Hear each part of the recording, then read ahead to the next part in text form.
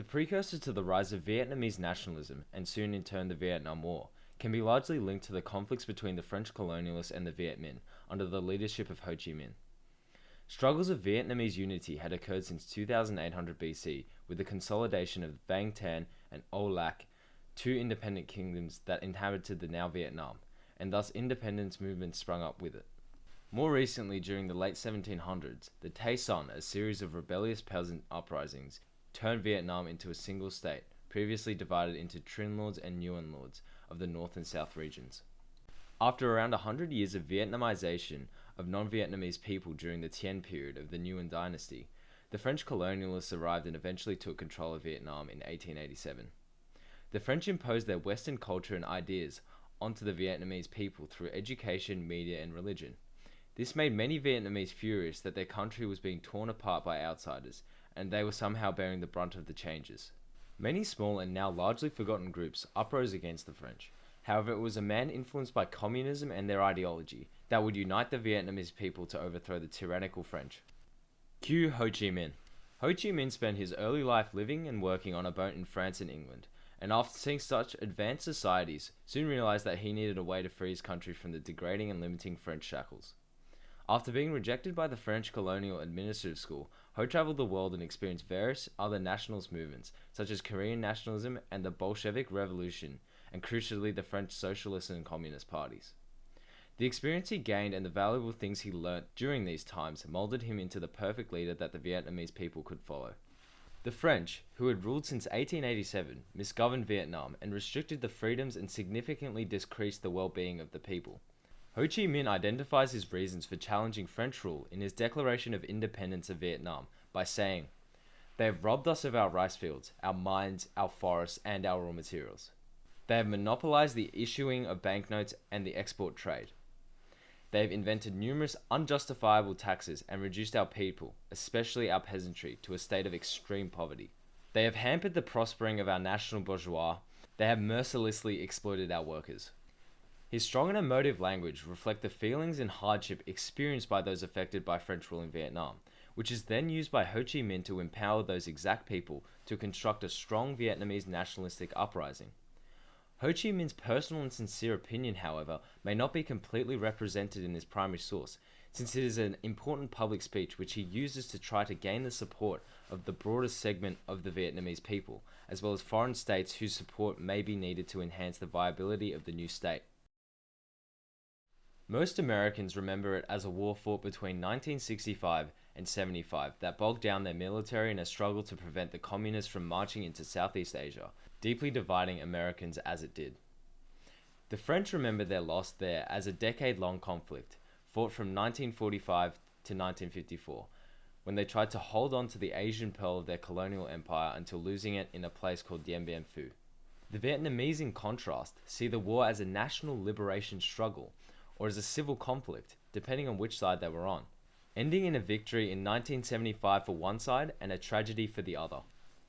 This secondary source is a news article that summarizes the general perspective of the Americans, French, and Vietnamese on the Vietnam War. The Americans saw the rise of Vietnamese nationalism, displayed in the Vietnam War, as a negligent and unnecessary waste of human life and resources and an inflammatory separator of the American public opinion.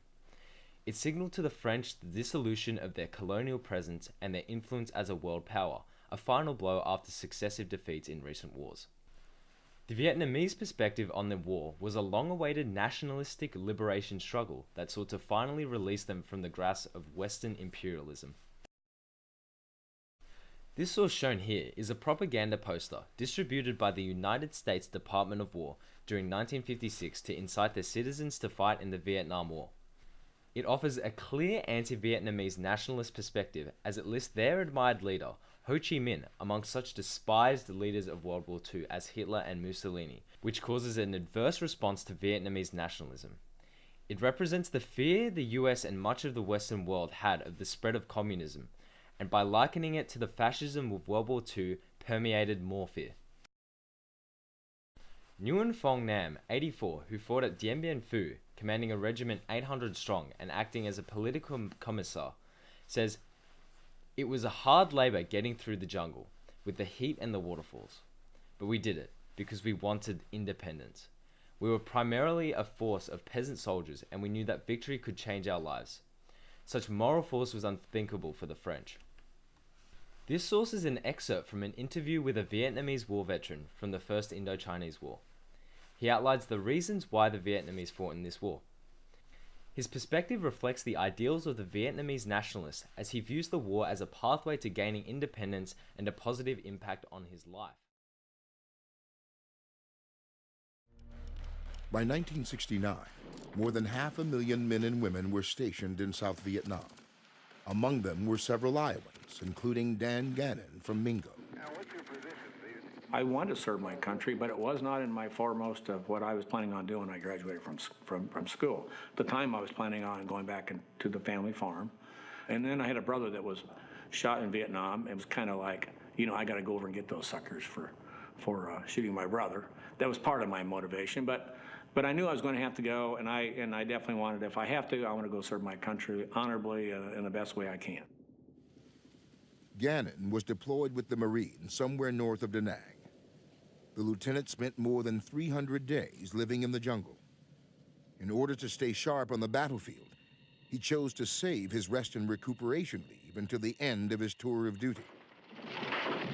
Encounters with the enemy often lasted only a few seconds, but sometimes they drug on for days. It was extremely noisy, and so I call it controlled chaos. You got people running all over the place. You got things happen in a firefight where you're getting shot at and you're shooting at them, and the terrain is rough, and nothing is ever completely planned out that's going to work exactly the way you want it to.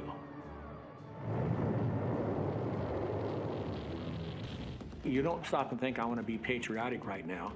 You had a job to do, and I'm going to do it the best way I can for those who are on the left and on the right, and those who supported you. You were doing it for them. You become extremely close in a combat environment, closer than you would to your own personal family, because it's life and death. In my platoon, I had PhDs. I had troops that were, you're going to go to Vietnam or jail or prison, a term we would say when it hits the fan. It's amazing how it's life and death and surviving as a unit, they all pull together. On patrol, Gannon's Marines often were spread out along narrow jungle paths for distances of up to a quarter of a mile. One day, a soldier tripped a booby trap. The explosion killed several men, including a corpsman. And the corpsman who was right behind me had heard the radio that so-and-so's it down. They went through all their training together. And so he just kind of lost his head. Instead of staying on the trail, he just automatically just took off and cut across. He had made about 15 steps and tripped a mine and was killed immediately. So here I've lost both corpsmen, and we had injuries anyway, so then we had to improvise. That was a very bad day for me because both corpsmen I was quite close to. Gannon barely received a scratch during multiple firefights in Vietnam, but one encounter was different. I felt a sting in my arm, and I'm still fighting, and blood's running down my arm, and somebody, hey, Lieutenant, you've been hit. So I'm looking at my arm, and so the corpsman came up and wrapped it up and cleaned it out, and because they always cleaned out wounds, because a lot of times the rounds themselves were buried in manure or whatever, and then they were used, so they had a lot of bacteria. Gannon's arm quickly became infected. He collapsed and was evacuated by helicopter for treatment. I felt bad that I had to leave my Marines. I was that committed to them. And so I was hoping I told them, I want to get patched up. I'm okay. I can go back out. I don't need to go home. I have a job to do here. Gannon was recommended for the Purple Heart, but declined the commendation.